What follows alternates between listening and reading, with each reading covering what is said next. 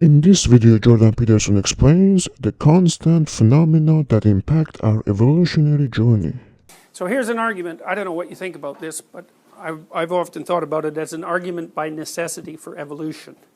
It's like if the environment as such is too complex to predict, then how do you build anything that can live in it? Because living in the environment is the same as predicting it. It's the same problem. Well, let's think about that for a minute. The first answer is it doesn't work very well, because you guys are going to last about 80 years and that'll be that. So insofar as you are a solution to the problem of the environment, you're a pretty temporary one, and that's pretty much the best that our path of evolution could cobble together in 3 billion years. So that just shows you how complex the problem is. The other issue is that maybe there is no other mechanism than the Darwinian mechanism to account for any success whatsoever, because the basic idea is, well, you cobble something together, and is it good enough for the environment? And the answer to that is probably not, so you make 1 million variants and all the ones that aren't any good die. And so it's evolution by an excess of death, fundamentally. You solve the problem by failing brutally generation after generation. And you know, I can't see how the problem could be solved in any other way. If the answer to the question, is the environment predictable?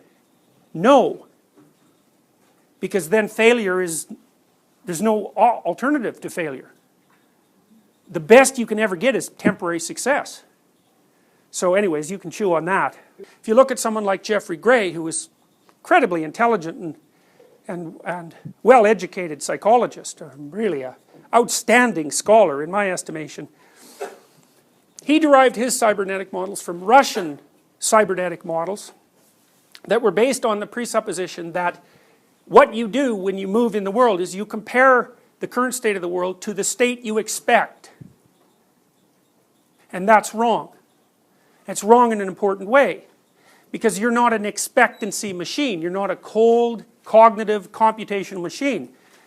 You don't act in the world in accordance with what you expect. You act in the world in accordance with what you want.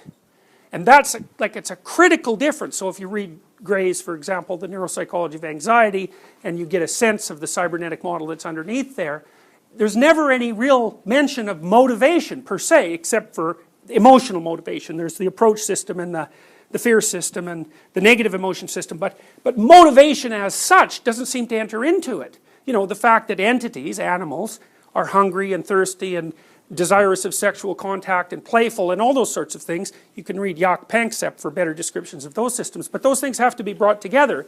And my proposition, as soon as you bring them together, is you get narrative, because you're talking about people who are motivated and want things, and then descriptions of the structures that they use to operate in the world to get the things that they want. That's a narrative. Now, so you can think about that. That's how it looks to me. So here's another set of propositions. The propositions are this, and that is that the systems that we use to perceive and categorize the world did evolve. And they evolved in a manner that's standard with regards to how things evolve, which is that new things are built on old things. And you can't escape from the old things.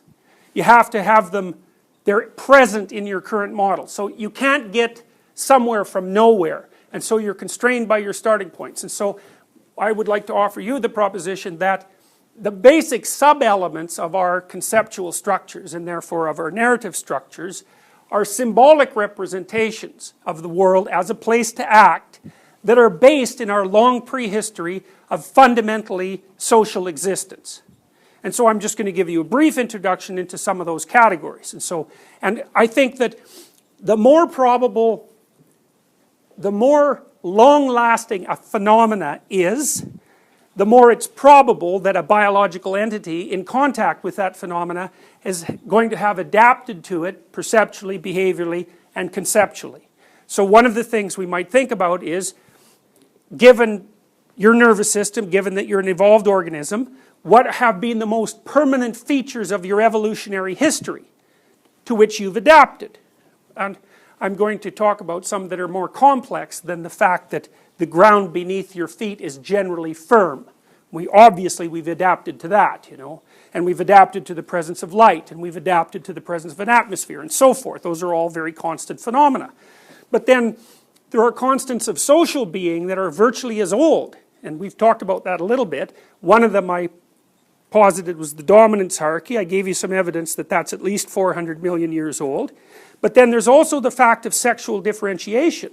You know, one of the fundamental facts of human being and human social being is that there are, roughly speaking, two genders, and that that's permanent. So a masculine element of the social world and a feminine element of the social world are constants, just as the social world is a constant. And then I would say mothers and fathers are very constant. They're as constant as mammals are, right? So because we've had mothers and fathers, roughly speaking, since we became mammals. And there are some reptiles that are actually manifest some pretty decent parental behavior, and it occurs in birds as well, so, and even in fish, so you know it's pretty constant. And then I would say the figure of the child is a constant, and the figure of the old man and the old woman are constants, and there's some more important constants that are necessary to consider. One constant is that you have a territory. The other constant is that there's something outside that territory. Another constant is that you can be prey for a predator. That's a big one. And then another constant is there are predators. Okay, so your conceptual systems, the ones that you utilize today, are going to be grounded in representations, embodied representations, and conceptual representations that have already structured themselves in accordance with the existence of those constants. And you're drawing on them as part of the representational system that orients you in the world.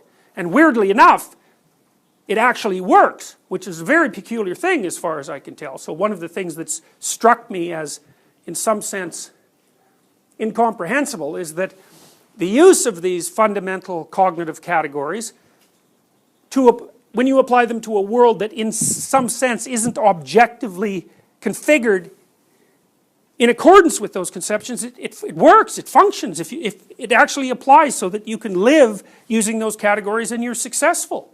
So